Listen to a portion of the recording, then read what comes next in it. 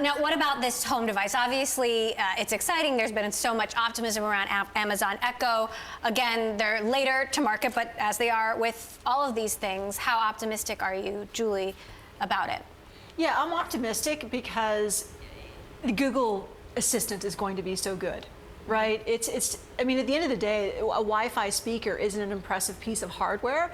I mean, okay, Amazon sold 4 million, 5 million, 6 million of these devices. It's a very nascent market.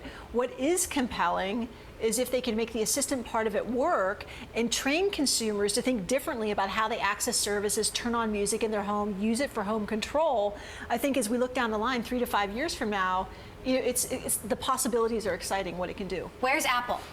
Where's Apple? Where's Apple? We reported a couple of weeks ago, my colleague Ian King and I, that Apple is working on an Amazon Echo and I guess Google Home-like speaker system. They've prototyped many different versions of it.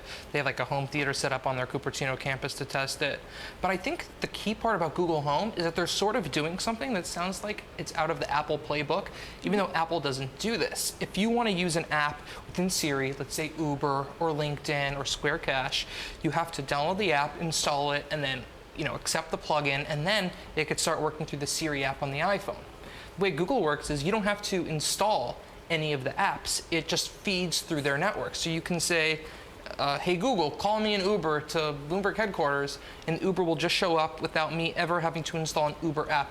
It basically will just work in an as-needed basis, removing one of the big steps, which is very intriguing. That's Google's ideal world. I think yes. that's going to be a little clunkier in getting, they've been doing deep linking in apps, making that request, and there are a lot of app makers that are like, no, we don't want you to touch our Google data, Google.